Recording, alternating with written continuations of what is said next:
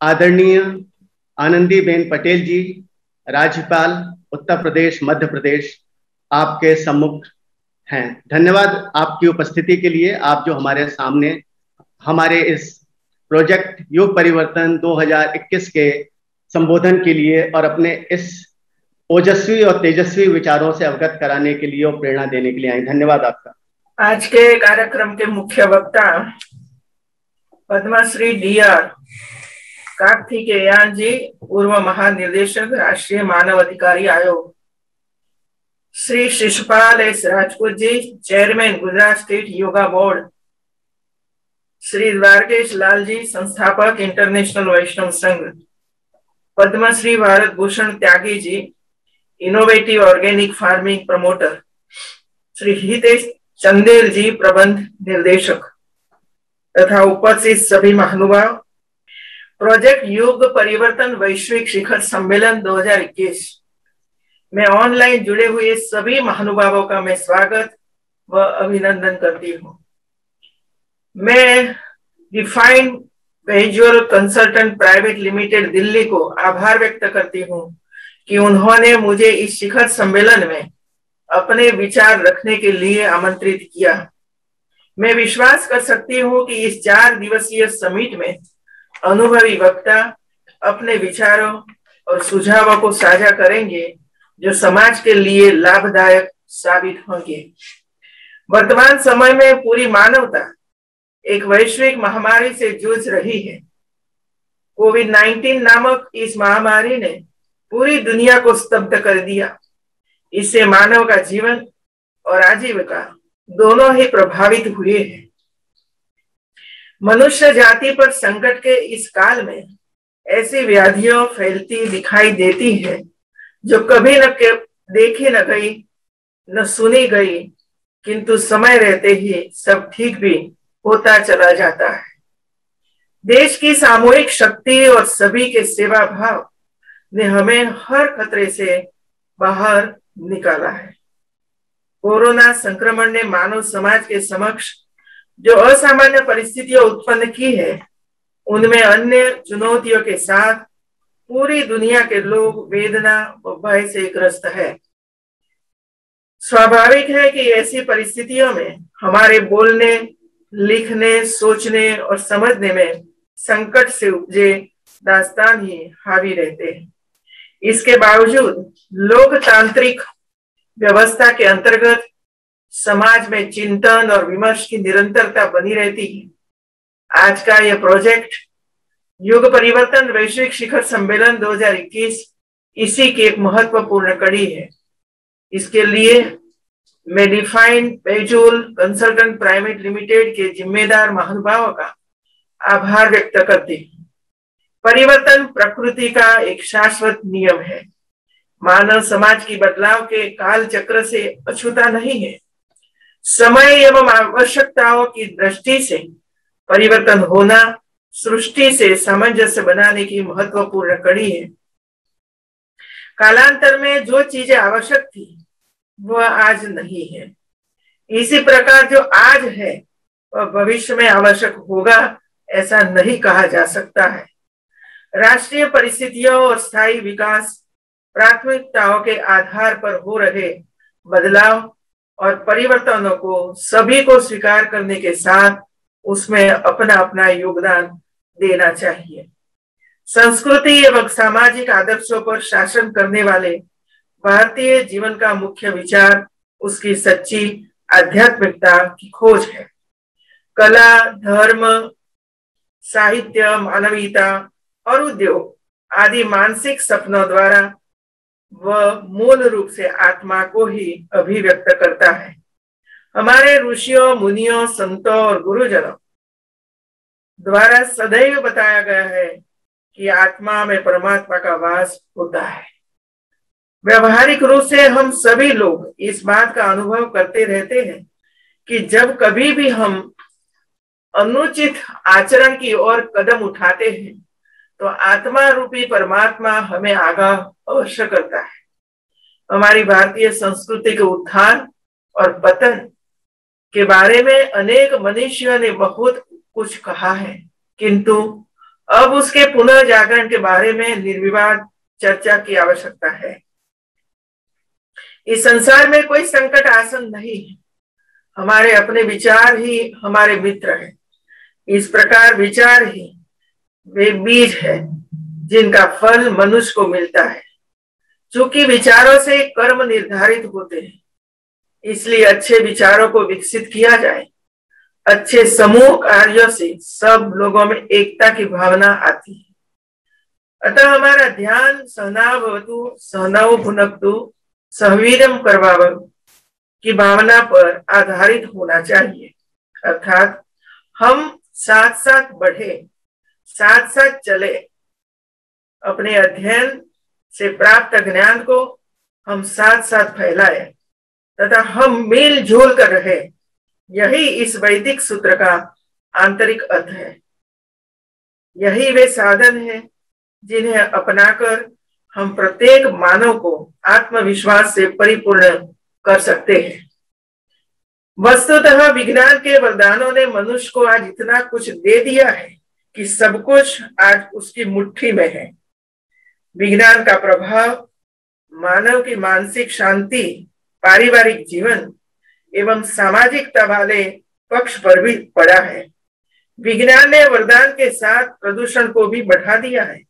आज विश्व पर्यावरण दिवस है।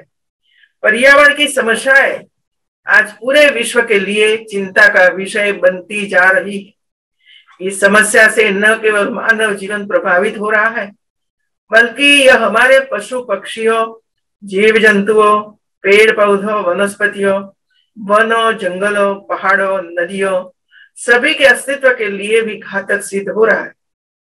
अनियोजित विकास एवं मानव की लालची प्रवृत्ति ने जिस प्रकार प्रवृत्ति का शोषण एवं दोहन किया है, उसका परिणाम यह है कि आज पूरी सृष्टि खतरे में पड़ गई है।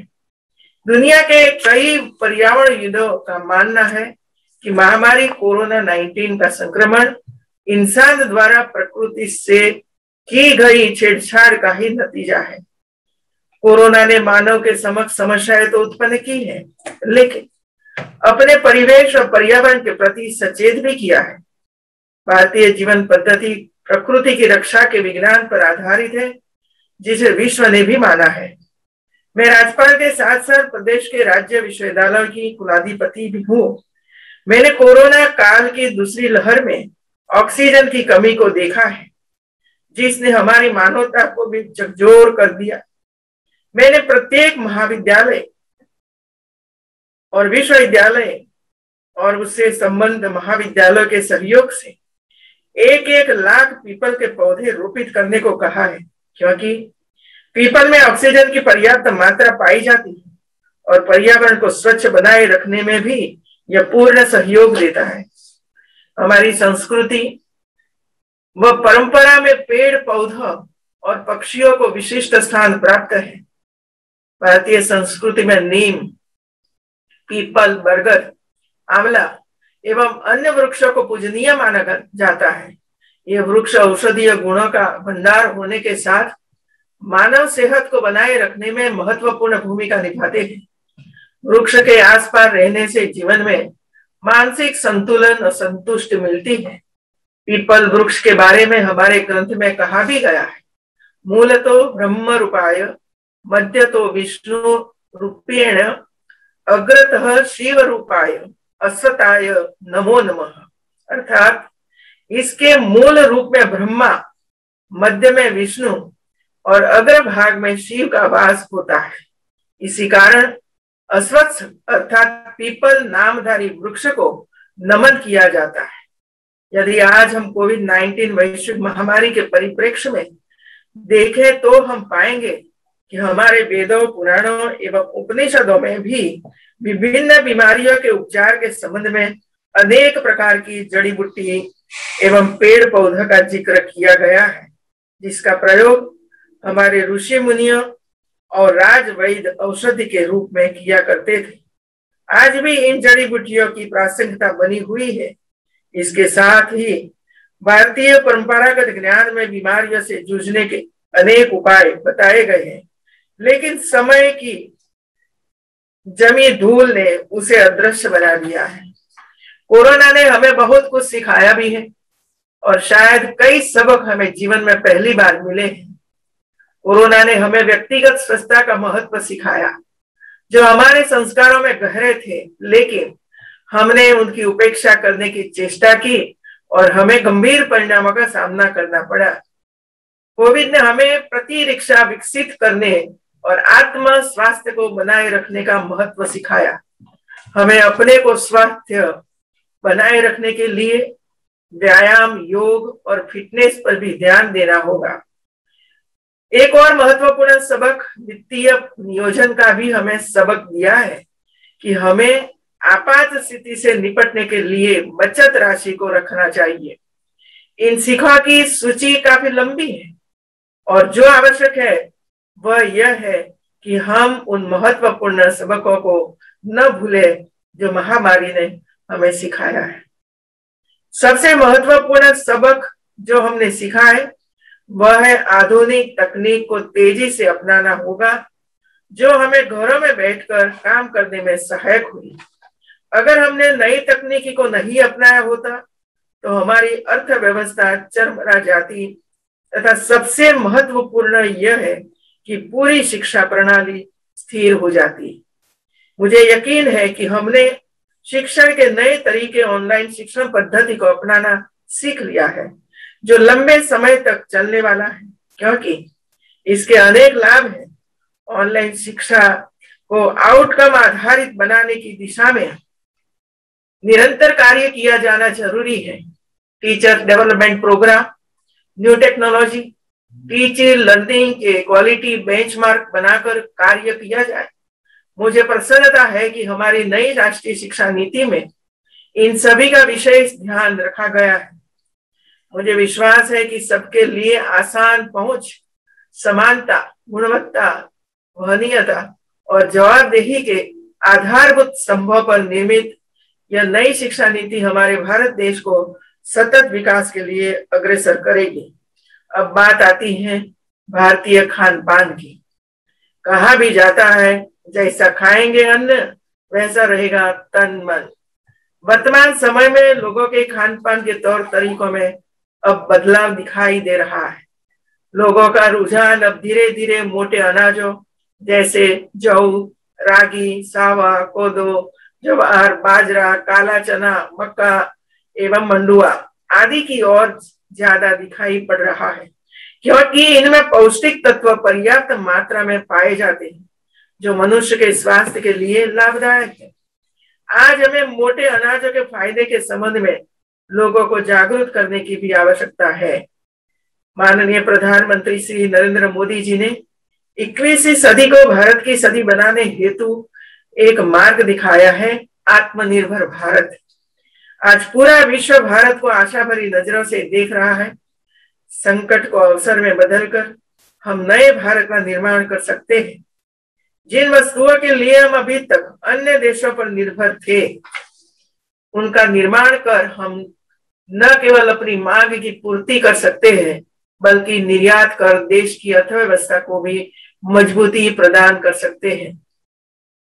हमें अधिक से अधिक स्वदेशी उत्पादों का प्रयोग करना चाहिए और उनका प्रचार प्रसार करना चाहिए, जिससे वे भी लोकल से ग्लोबल उत्पाद बन सके। हमें अपने आत्मबल से देश एवं प्रदेश को आगे बढ़ाना है। आज के अवसर पर मैं यह भी कहना चाहती हूँ, हम अपने में बदलाव लाते हुए शिक्षण, प्रशिक्षण एवं आपसी विचार विमर्श द्वारा मानवीय मूल्यों को आदर देने, आपसी प्रेम बढ़ाने, सद्भावना व समूह कार्य संस्कृति को बढ़ावा देने, अच्छे कार्य, अच्छे व्यवहार, अच्छी सेवाएं देने जैसे मानव संसाधन को विकसित करें और मानवीय गुणों को सर्वोच्च स्तर पर कायम रखने हेतु प्रयास करें। यह सब कुछ देश विदेश में अपनाई जाने वाली गुणवत्ता विचारधारा को अपने जीवन के हर कार्य क्षेत्र में अपनाकर ही हम प्राप्त कर सकते हैं। निरंतर उपयोगी समूह आत्मचिंतन ही मात्र एक रास्ता है, जो हमें आत्मबोध, दिशाबोध, कार्यबोध और कर्तव्यबोध सहित परस्पर सद्भाव तक पहुंचा सकता है। इसके साथ मैं अपनी बात समाप्त करती हूँ। आप सबको बहुत बहुत बधाई। धन्यवाद। आपका बहुत बहुत धन्यवाद आदरणीय आनंदीबेन पटेल जी। आपने जिस निर्मलता से और जितने सहजता से अपनी बातों को रखा, उन बातों पे अब आगे मैं हितेश जी से निवेदन करूंगा कि वो अपने विचार और धन्यवाद प्रकट करें। हितेश जी। बहुत बहुत धन्यवाद। कितने कम शब्दों में कितनी सारी बात कवर की जा सकती है, ये आपसे बहुत कुछ सीखने को आज मिला। आपने जो आज का ये मुद्दा है प्रोजेक्ट युग परिवर्तन का, कि इसकी नीड क्यों है, उसको बहुत सरल शब्दों में और सीधी बात के रूप में हम सबके साथ साझा किया। और कलयुग की जो परिस्थिति आज बन गई है, जो घोर परिस्थिति पूरे वैश्विक स्तर पे हो चुकी है, उसका चित्रांकन बहुत ही अच्छे शब्दों में आज हम सबको सुनने को मिला। और साथ ही साथ आपने वो पॉइंटर्स भी हम सबको दे दिए जो हमें गोल्डन एज, स्वर्णिम युग बनाने के लिए अवश्य ही काम आएंगे। ये एक या दो व्यक्तियों का तो काम है नहीं, इसमें सभी वर्ग के, नीचे से लेकर ऊपर तक के हर एक व्यक्ति का कंट्रीब्यूशन, उनका साथ सहयोग आवश्यक है। तो आज आप यहाँ पे हमारे सम्मुख प्रकट हुई, और ये सब टेक्नोलॉजी के माध्यम से, जैसे आपने भी कहा, यदि इस कोरोना काल में टेक्नोलॉजी नहीं होती तो बहुत सी ऐसी क्रियाएं हैं, कार्य हैं जो हम कर ही नहीं पाते। तो आज इस जूम टेक्नोलॉजी के माध्यम से हम सब आपके मुखारविंद से ये सुंदर वचन सुन पाए, जिसको हम सभी लोग अपने अपने जीवन में उतारने के लिए पूरी तरह से प्रेरित हैं। पूरी की पूरी प्रोजेक्ट युग परिवर्तन टीम उन लोगों की है जिनके मन में वो आग है, जिनके मन में वो उत्तरदायित्व की भावना है कि वो पूरे भारत को शीघ्र 4 वर्ष के अंदर अंदर वैश्विक स्तर पे विश्व गुरु के रूप में स्वीकृति दिला पाए। इस पूरी टीम ने दिन रात लग के इस कार्यक्रम का आयोजन किया है, और ये सिर्फ एक शुरुआत है। अगले 7 महीने में लगातार हम इन शिखर सम्मेलनों के माध्यम से और उसके पीछे की सभी एक्टिविटीज के माध्यम से भारत को विश्व गुरु बनाने के लिए पूरी तरह से प्रेरित हैं। और इसी में हमें आपसे ये आशा है, अनुरोध है कि आप कदम कदम पे हमें अपना मार्गदर्शन देते रहें, हमें सहयोग देते रहें, जिससे ये टीम जो आध्यात्मिक स्तर से काम कर रही है वो तीव्रता के साथ और तीव्रता के साथ काम करती चली जाए। तो आपके ये सारे वचन हम सबके लिए अनमोल वचन हैं, और हम सबको आपके केवल वचन नहीं बल्कि आपके कर्म, जो आपने अभी तक पूरी आपकी बचपन से लेके अब तक की प्रेरणादायक घटनाएं रही हैं, वो सभी हमको जीवन पर्यंत प्रेरणा देती रहेंगी। हम सभी लोग ये चाहते हैं कि राज्यपाल, मुख्यमंत्री, प्रधानमंत्री, राष्ट्रपति और यूनाइटेड नेशंस भी हम सबके साथ सहयोग करे और इस प्रोजेक्ट युग परिवर्तन की पूरी विजन को धरती पे लाने की, इम्प्लीमेंट करने की हमारी सहायता करे। आपका और आपकी भी पूरी टीम का, क्योंकि मैं आपके भी टीम के साथ 3-4 दिन से लगा हुआ हूँ, वो भी मुझे दिख रहा है कि दिन रात इस कार्यक्रम का आयोजन करने में सहयोग दे रहे हैं। तो आपके समेत सभी टीम मेंबर्स का मैं बहुत बहुत धन्यवाद करता हूं कि आपने इस 1 घंटे की जो अपनी प्रेजेंस यहाँ पे दी है, उसके कारण जो हम सबके लिए एक रिपल इफेक्ट क्रिएट होगा, जो बहुत दूर तक जाएगा, उसमें हमें सहयोग किया। और मैं चाहता हूं कि आप बार बार अपने इन अनमोल वचनों से हमें प्रेरित करते रहें और हम सबकी क्षमताओं को बढ़ाते रहें। बहुत बहुत धन्यवाद आनंदीबेन पटेल जी, गवर्नर यूपी एंड एमपी। आध्यात्मिक स्तर पे हम सब लोग एक साथ जुड़कर एकात्मता के साथ यदि काम करेंगे तो इस भारत को कुछ ही समय में हम वैश्विक स्तर पे एक ऐसे विकल्प के रूप में प्रकट कर पाएंगे जिससे बाकी सभी राष्ट्र भी अपने आप को उस वसुधैव कुटुंबकम की जो प्रिंसिपल है, हमारा एंशिएंट वैदिक प्रिंसिपल, उसके साथ जुड़ जाएंगे। और ये जितनी भी वैश्विक समस्याएं आज पूरा मुंह खोल के खड़ी हैं, ये धीरे धीरे अपने आप ही समाप्त हो जाएंगी। आपका बहुत बहुत धन्यवाद honourable governor UP and MP Anandiben Patel ji. Thank you very much. Thank you. नमस्कार।